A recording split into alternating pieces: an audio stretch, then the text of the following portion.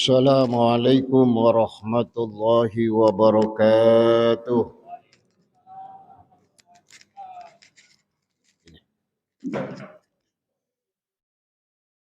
Alhamdulillahi rabbil alamin.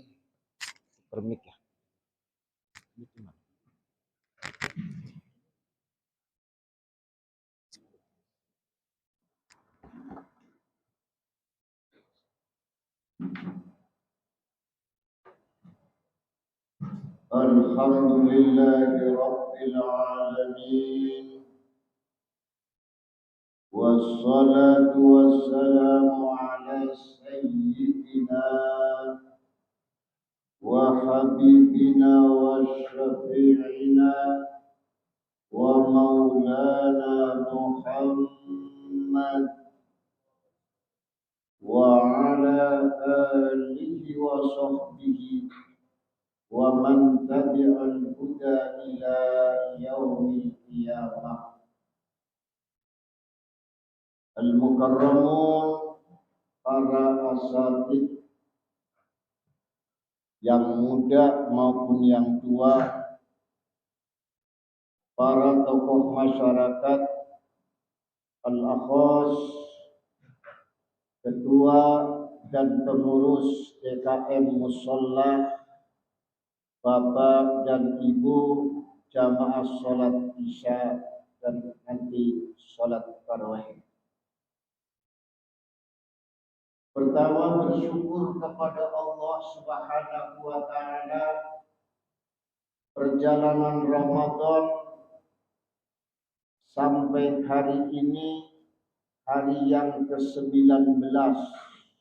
Insya Allah besok hari yang ke-20. Alhamdulillah. Ini bukan sekedar ibadah biasa. Ramadan merupakan ibadah yang sangat istimewa. Karena istimewanya maka makannya pun itu istimewa. Kalau hari biasanya cukup 100.000, pas Ramadan naik jadi 200.000 uang belanjanya. Kan mestinya logikanya harus berkurang. Makannya cuma 2 kali, kalau hari biasa 3 kali. Ini anehnya justru di Ramadan meningkat. Inilah keberkahan Ramadan. Ramadan ada satu malam yang namanya malam Lailatul Qadar. Kalau orang yang puasanya mulai hari Sabtu, ini malam ganjil itu. Malam ke-21. Nah, kalau yang mulai puasanya itu hari Minggu, ini malam genap. Jadi malam Lailatul Qadarnya ini siapa nanti yang akan dapat? Makanya kita nggak usah berpedoman kepada tanggal liburan. Anggap saja seluruh malam di bulan suci Ramadan ada kemungkinan besar malam Lailatul Qadar itu akan turun. Maka kalau orang yang ingin berjumpa dengan malam Lailatul Qadar, kita nunggunya dari mulai malam pertama sehingga malam terakhir. Karena belum ada kepastiannya. Kalau yang ngikutin ganjil, kalau apa yang terjadi malam ini, ya sama-sama dapat. Kita dapatnya di malam genap, mereka malam dapatnya di malam ganjil, nggak ada yang beda.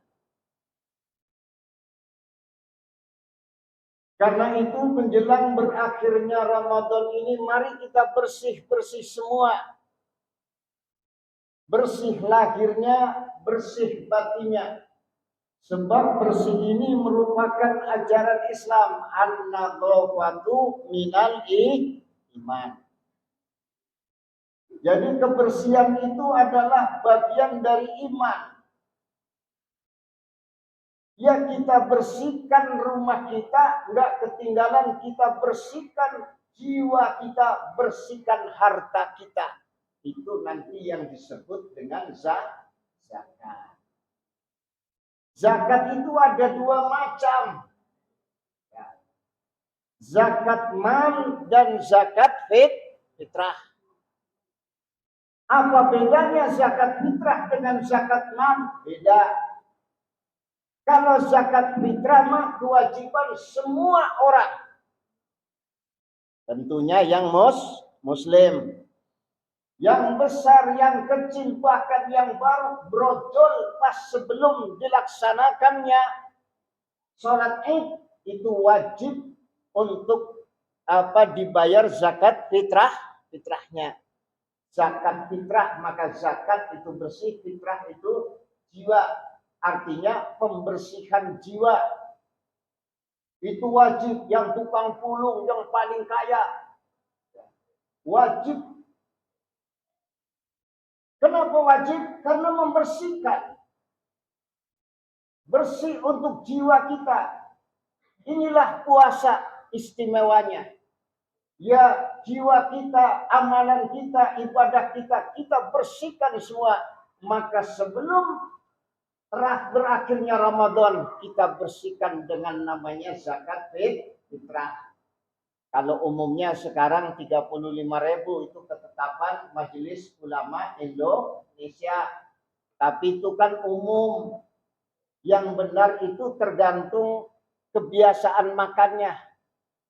Kita biasa makan, makanya zakat fitrah nggak bisa disamakan sebenarnya. Tergantung kebiasaan kita makan.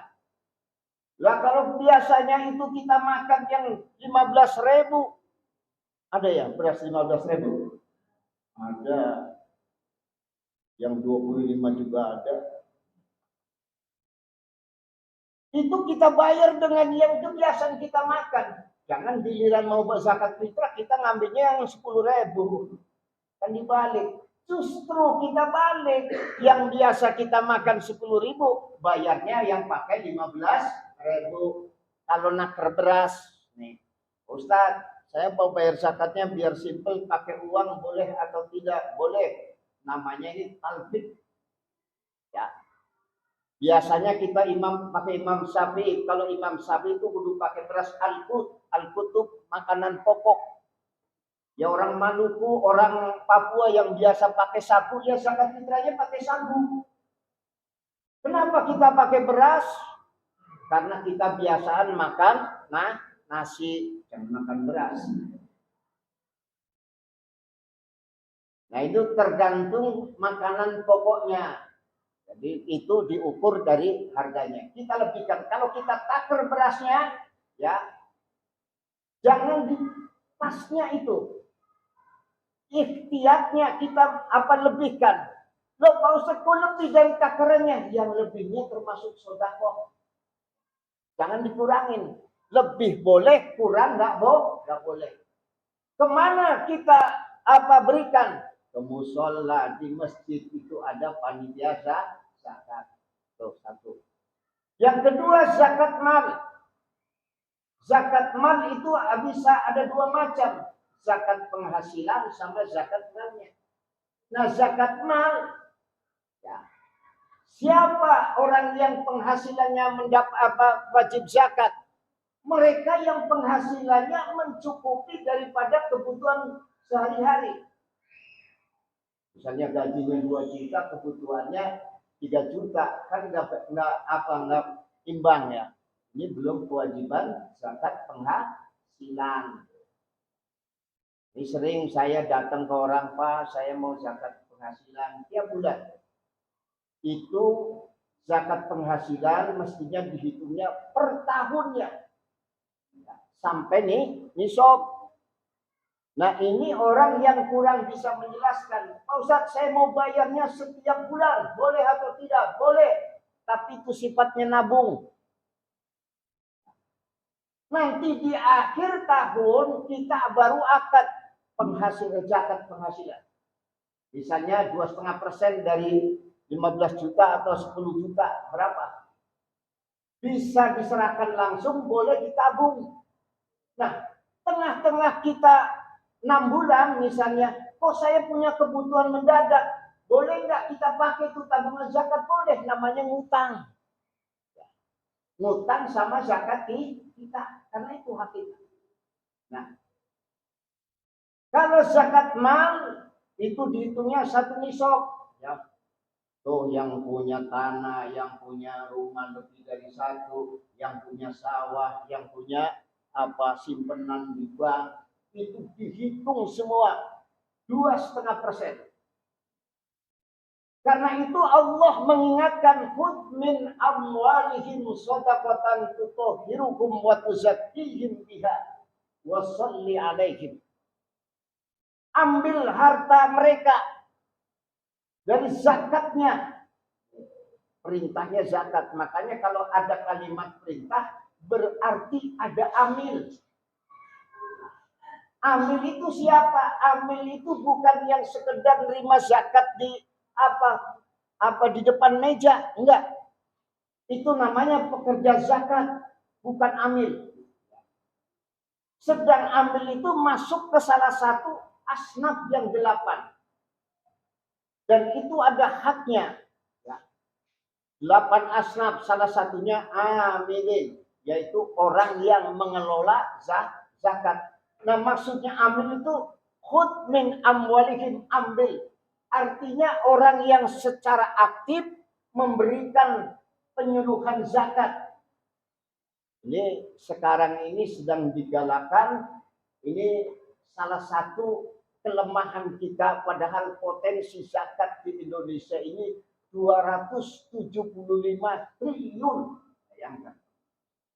Berapa? 275 triliun. Kalau dikumpulin di musola ini penuh semua. Kita nggak bisa bayangin.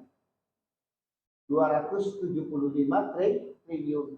Itu potensi.